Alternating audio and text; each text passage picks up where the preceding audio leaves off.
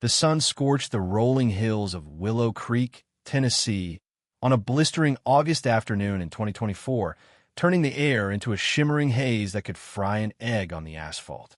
I was out back, hauling bags of ice to dump into the steel livestock tank I'd rigged up as a cooling bath for my two shaggy Angus cows, Bessie and Clara.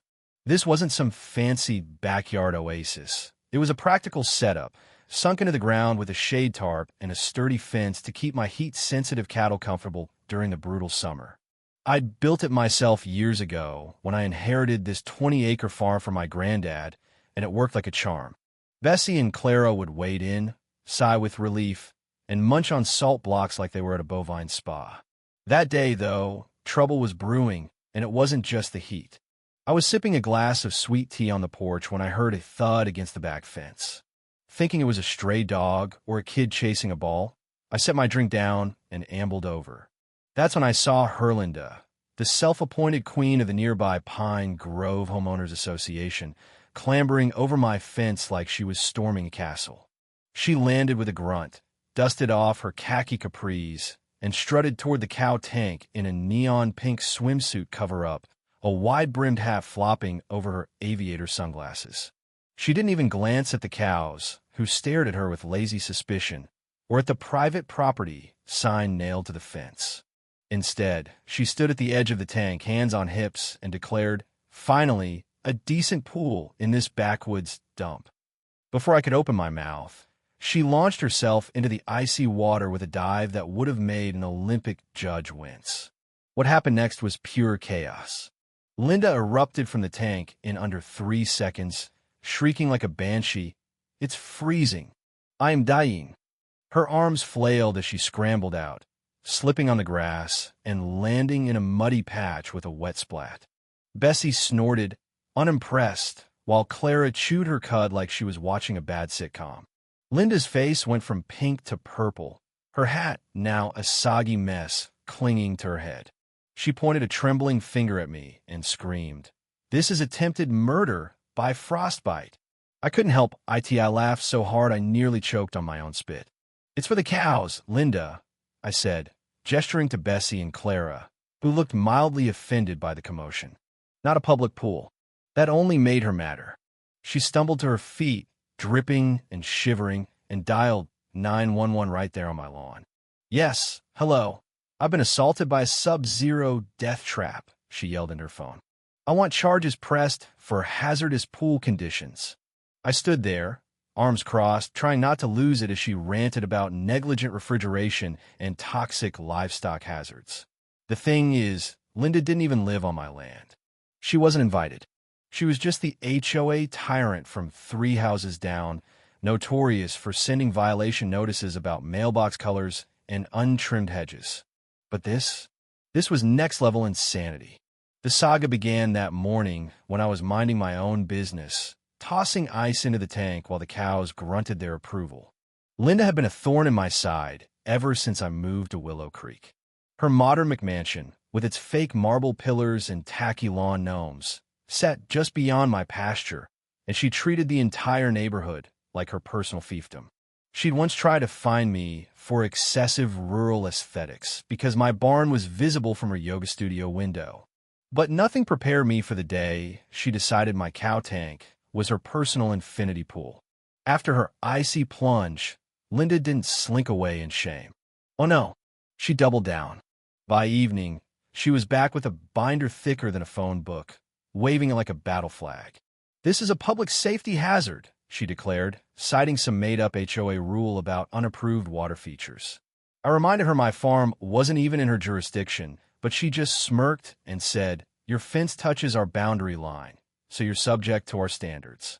I pointed out the tank was for veterinary purposes, not recreation, but she scoffed, accusing me of fabricating cow spawn nonsense to dodge her authority. That's when I knew this wasn't just about a misunderstanding. Linda wanted control, and she'd do anything to get it. The next day, she slapped a laminated citation on my gate, claiming my tank was an unauthorized thermal experiment causing visual pollution. I read it over coffee, chuckling at the fake gold seal she'd stamped on it. When I asked if she thought my cows were a biohazard too, she didn't blink. Unfiltered water sources near livestock are a health risk, she said, pulling out a glitter-pen-annotated map she'd drawn herself. According to her, my tank was within sight of the HOA's walking trail, making it subject to their aesthetic audits. I told her to take it up with the county AG office. Her smirk told me she already had. Sure enough, a zoning officer named Greg showed up the next morning, clipboard in hand. I walked him to the tank, showed him the setup, and explained how it kept my cows healthy in the heat. Bessie and Clara were lounging in the icy water, looking like they were on vacation. Greg laughed, scribbled some notes, and said, "These cows are living better than me." He marked it as a non-violation and left, but not before I caught Linda spying from her porch with binoculars.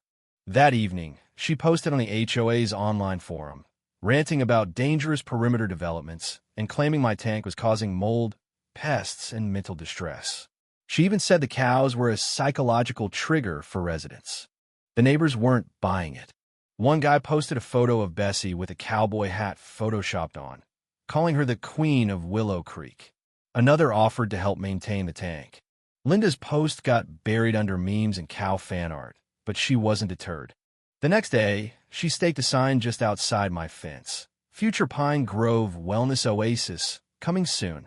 It was a mock survey for a community pool, complete with her signature in tiny print. I took it down, tied it with twine, and left it on her doorstep with a note. Respect fences. No means no. 5 minutes later, she was at my door, screaming about community resources and accusing me of exploiting land use loopholes. I offered to call my cousin at the county assessor's office. She paled and stormed off.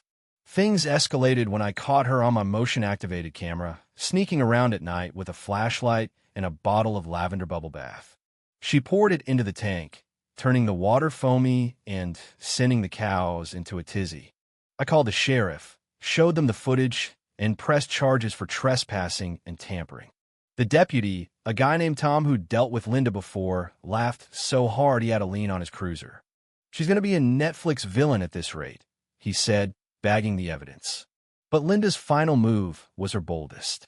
She filed a proposal to reclassify part of my land as HOA property, forging signatures and hiring a landscaping crew to clear the area for a wellness spa. I got wind of it just in time, laminated my deed, and posted it on every fence post. I also threw a massive cow tank bash, inviting 30 neighbors for barbecue, music, and cow-themed cupcakes. When the bulldozer crew arrived, I showed them the deed, offered them ribs, and pointed to Tom's cruiser parked nearby. They left in a hurry.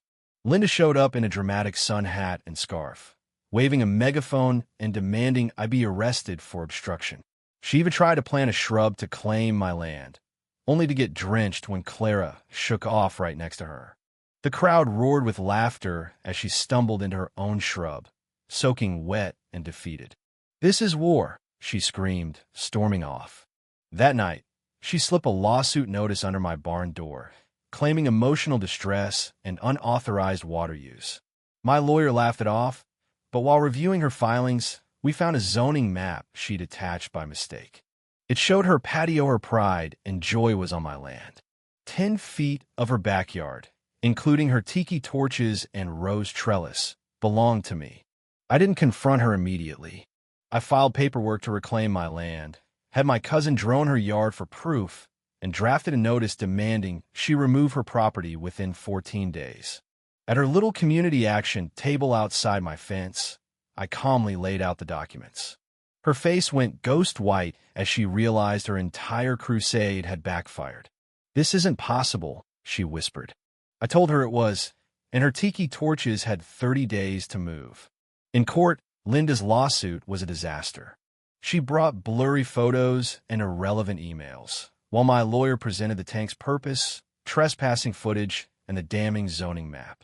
The judge dismissed her case with prejudice, warned her against further harassment, and sent her packing. That night, I threw the biggest barbecue yet with 60 guests, fireworks, and a dunk tank for laughs.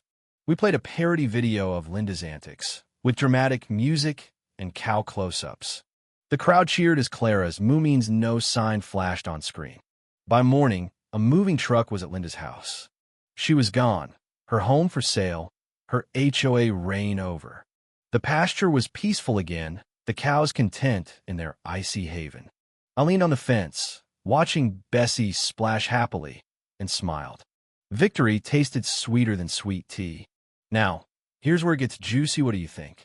Was I too harsh letting Linda dig her own grave, or did she deserve every bit of it? Should HOAs have any say over private farms, or are they just power-hungry clubs? And what's the wildest neighbor story you've got? Drop a comment, hit that like button, and subscribe for more tales of cows, chaos, and comeuppance.